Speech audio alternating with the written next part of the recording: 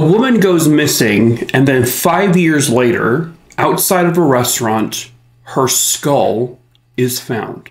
Hello, true crimers. This is the case of Linda Sherman. Viewer discretion is advised.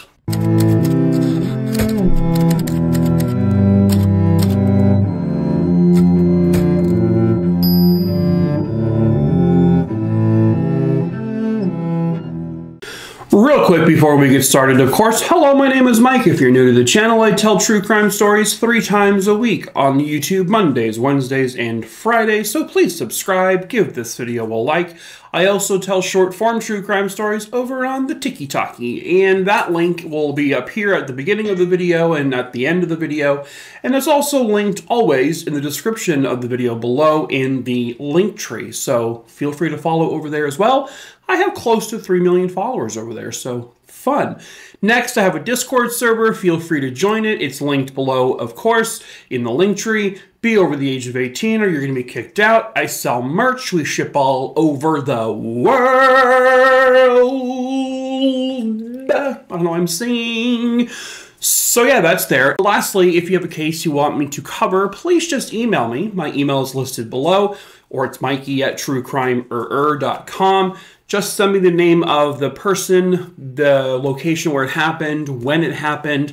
I'll add it to the list. I have close to 5,300 names on there. It'll be a while before I get to your case because I pick cases at random, but I will cover it eventually. So bada bing, bada boom, here we go. All right, into today's story.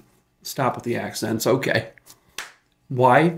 It was mid-afternoon on June 28th, 1990. Casa Gallardo, which is a restaurant, a Mexican restaurant in Bridgeton, Missouri. It was having a normal, busy afternoon, plenty of patrons, and there were 2 women sitting at a table right by one of the windows. As they're talking amongst themselves, one of them looks over and sees something kind of unusual in the bushes outside of the window. When she kind of leans over and looks, and she notices it's not something just unusual, it's a human skull. So they notify the restaurant staff, of course, who then notifies the police immediately. It must have been placed there literally within maybe minutes or even hours of when it was discovered, because it was right in the middle of this, like, recently trimmed down area, this little garden outside the restaurant. And obviously people would have noticed it as they were walking by, so it had to have just been there placed recently. And to police, it clearly was not just placed there recently, but it was placed there deliberately. Someone put that skull there so that it would be found. When it was first taken into police custody, they determined the skull was from someone recent. What they determined then was that the skull must have come from a nearby cemetery. They were exhuming all of the bodies from the cemetery recently because I guess they were moving the location of the cemetery. So it was then believed that someone was just being stupid and during the relocation took a skull and hid it or put it by this restaurant for whatever stupid reasons. And so they kind of just bagged the skull and let it sit in inventory for a while because they needed to match to see if whatever body was maybe missing the skull. But none of them were. And so that was kind of unusual. But it just sort of, the skull just sat there in their evidence for about a year. That is when the police in Veneta Park, Missouri get a mysterious letter, I guess you can call it. There was a flyer for the Casa Gallardo restaurant, and on the back of that flyer was a very brief message. The Bridgeton police have L. Sherman's skull. And that's it. The note contained no fingerprints, no like touch DNA. It was clean. They very quickly pieced together, because of the Casa Gallardo flyer that they received with this note, that the skull that was found outside of Casa Gallardo, they're saying that this belongs to someone named L. Sherman. So they were pulling up missing persons reports, and they see that there is a missing woman named Linda Sherman. So what they do is they collect her dental records. They then take the skull that was found a year prior, match it up, and confirm that this, in fact, is the skull of Linda Sherman. Linda Sue Lutz. She was born on October 19th, 1958, and she was born in St. Louis, Missouri. Linda was the youngest child of 4 kids. Linda, by literally everyone in her life, was described as a really just very shy person, quiet, reserved, didn't really get involved in a whole lot of things. She was just always this shy person, even from youth up until the point where she went missing. But she had always been kind of telling herself, like, I want to be more active, I want to get out more, I would like to be more social.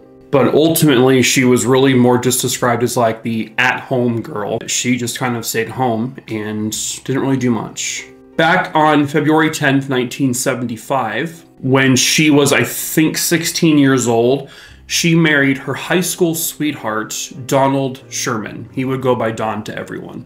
She had apparently already been pregnant by Don, and in August of that year, they had their baby, Patty.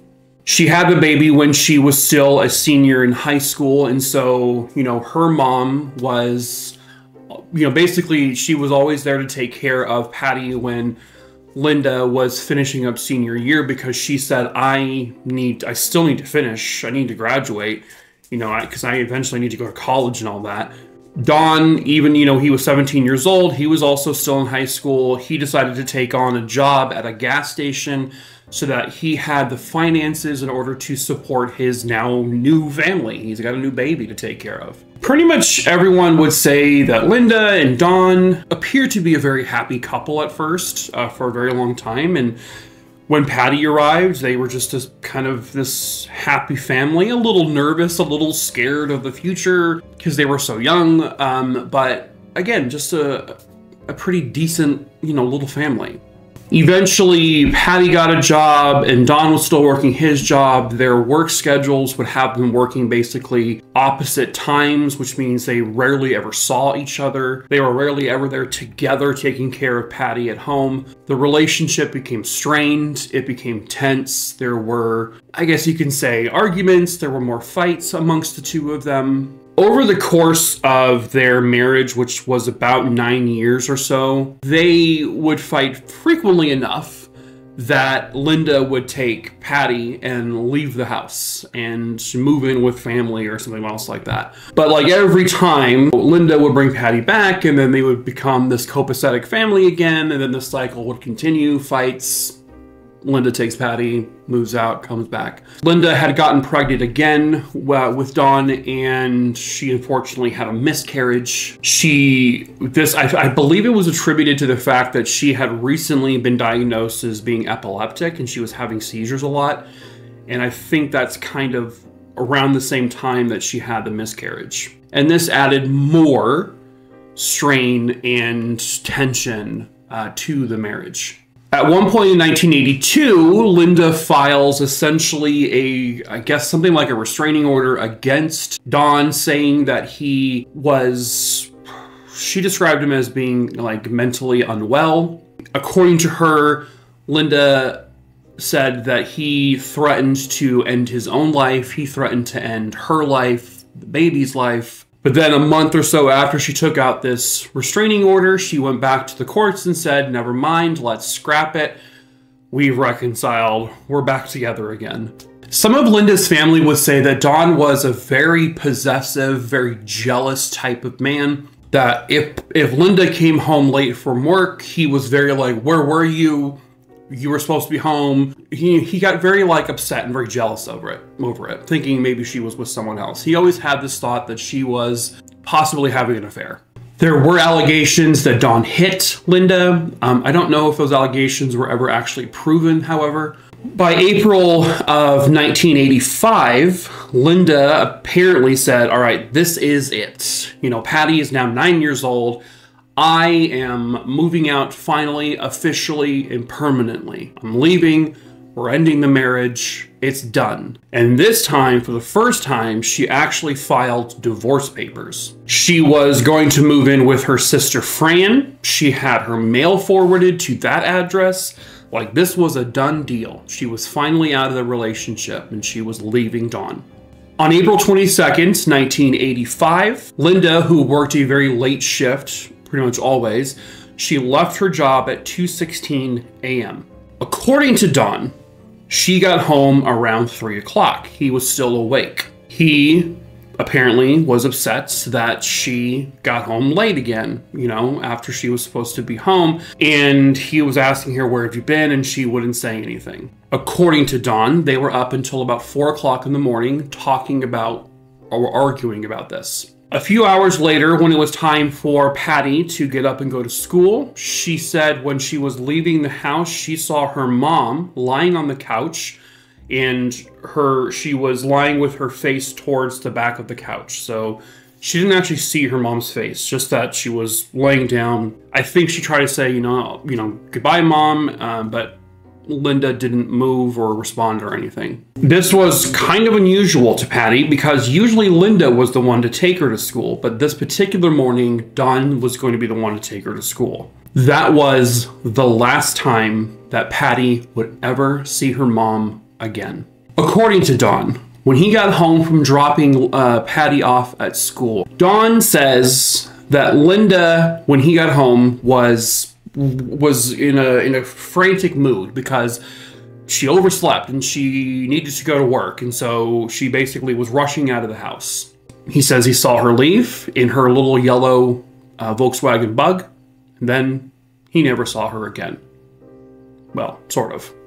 Linda also never arrived to work that day. She had never missed work, and if she was going to, she always called. Linda never came home either. Linda's sister Fran called Linda's work to see if she was there. Nope, and she never got there. So her sister's becoming very concerned. Dawn says, she just picked up and left again. That's just what she's always done. Which is true. She has just sort of picked up and left. But the difference here is that she always, always, always brought Patty with her. This time, she didn't. But Dawn says, well, she normally has an overnight bag and it's gone. So she had to have taken it. So this is it. She'll be back. But Linda's family was like, no. If she was picking up and leaving, she would have told us. Two, again, she would have brought Patty. Linda's sister basically had to convince Dawn, almost pressure him, to go to police to report her missing. And so he finally does. So Dawn goes to police, reports her missing, and Linda's family is now already out there looking for her. And they decide to go to the local airport. Maybe she went there, maybe she did take off. Lo and behold, they find her Volkswagen Bug in the parking lot of the airport. They were petrified that Linda was in the trunk of her own vehicle. They call police, police arrive, they get the trunk open, she's not in there. There's no sign of foul play in the car, there's no blood, there's no broken windows, nothing like that. No trace of Linda whatsoever, no purse, no keys, nothing. All gone. So they're like, okay, well, this is a good sign. It means she probably got on a flight and took off somewhere. So they go to the airport, they check. There is no records of her getting a ticket, getting on a flight, nothing. Don says a couple of days after she was reported missing, he saw this van drive by, and in the passenger seat was Linda. And she just seemed happy and she was laughing. And there was a man driving the van. So he's like, hey, like screaming at her. And then apparently she doesn't say anything. So he's like, yes, see, clearly she's having an affair. She took off with some man and that's what's happening. And she just abandoned her daughter. Don always suspected that Linda was having an affair. And actually Linda's family even says, we think she was probably having an affair as well. About 4 years later or so, Dawn would go to the courts and say, listen, I want to file for divorce against Linda. I mean, she's obviously gone. And the courts say, no, we can't do that yet. So their marriage was still there. It's believed that Dawn had moved on with another woman at that point. And so he wanted to get a divorce so that he can maybe potentially marry this woman. A short time after the divorce was not approved by the courts, Now in 1990, a human skull is found outside of the Casa Gallardo restaurant. The twist is that particular restaurant was one of Don's favorite places to go. And that's where her skull was found. He found out about the skull that day because he was there at the restaurant later that night and they were talking about it and it was a big story. And he was like, oh wow, really a skull. But at that point, they didn't know whose skull it was because it wouldn't be until a year after the skull was found when they got that note, that mysterious note about how the police have Linda's skull. And that's when they confirmed it was her. So, and again, the fact that the skull was found in such an obvious location meant that whoever put it there for the sole purpose of people finding it. And that's when suspicion once again fell on Don, because Don was potentially, there's no actual proof of this, but potentially at the time was trying to get married again, but he couldn't get married because he was still technically married to Linda. So perhaps he took the skull, unearthed it from wherever he put it, if he killed her, put it at the restaurant so that people would see it, so that way they can confirm Linda's dead, so the divorce would be final, and then he can move on with the next woman. He ended up getting remarried in 1994.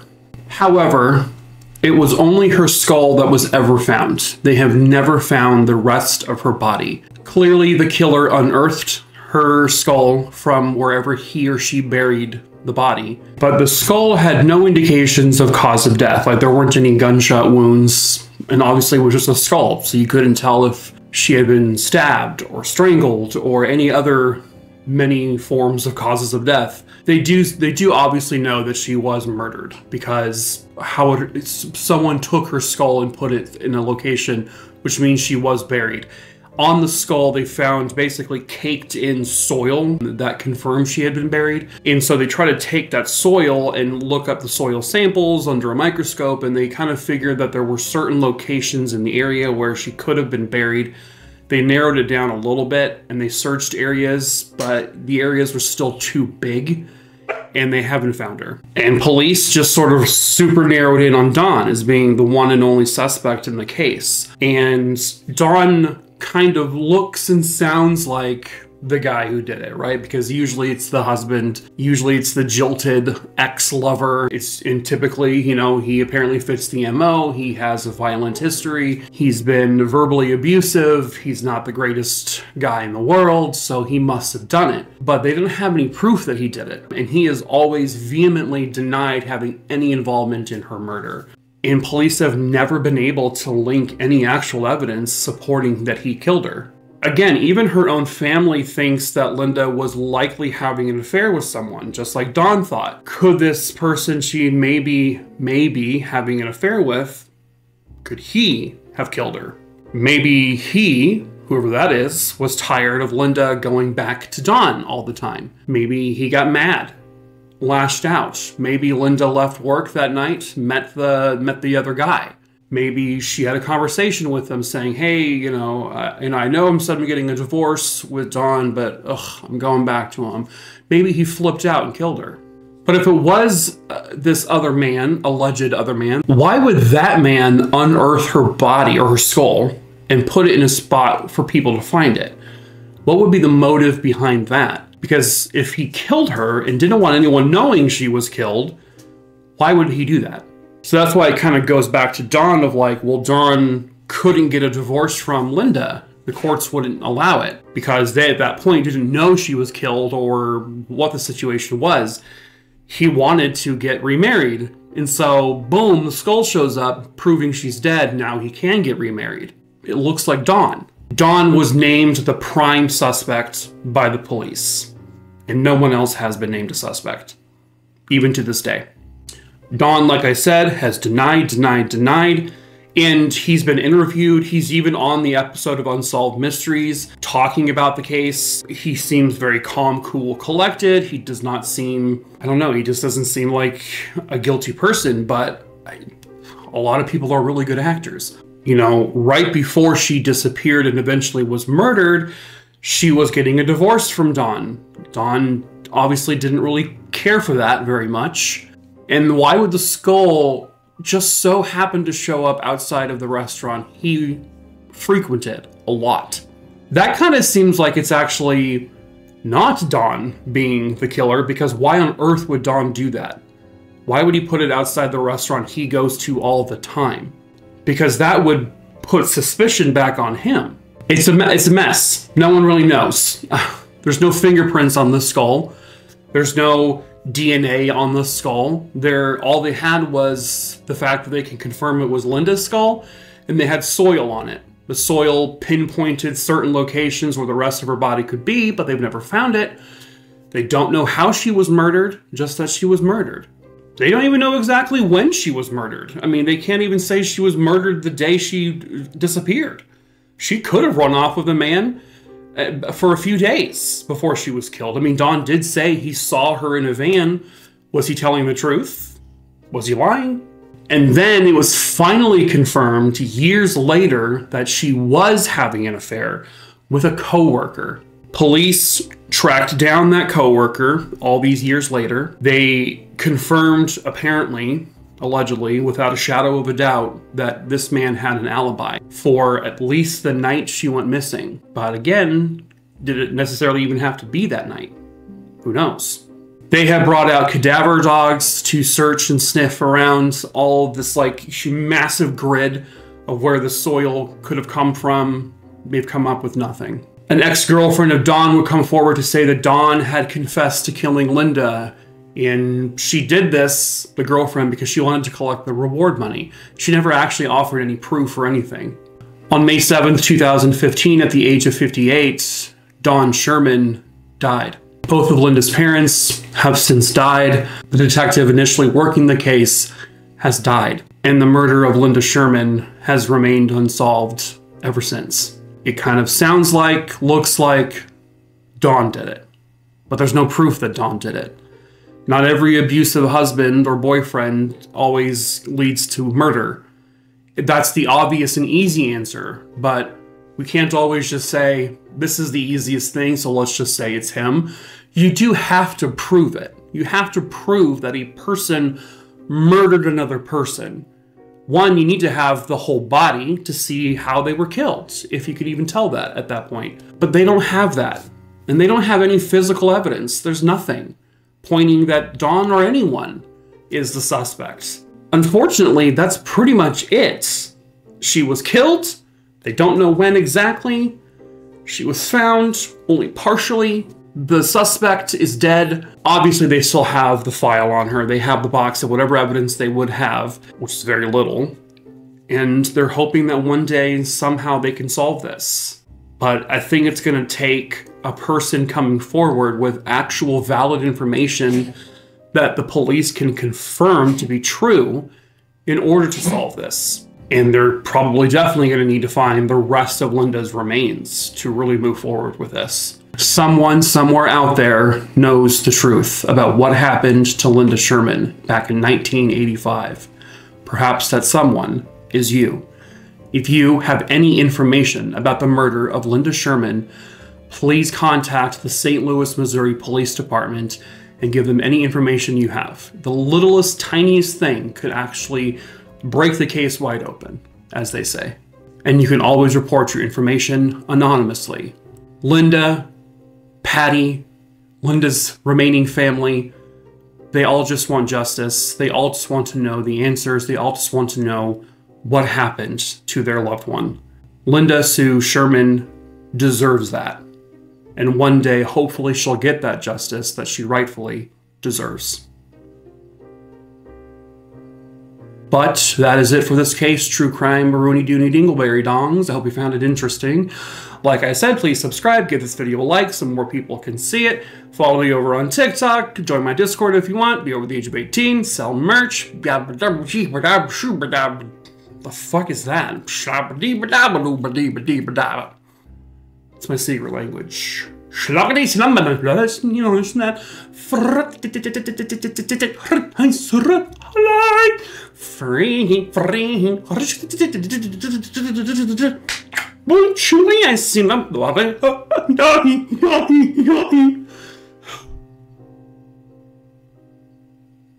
All of that was the word goodbye. It's very, very lengthy.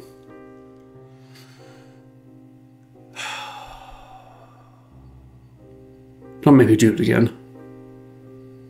Please.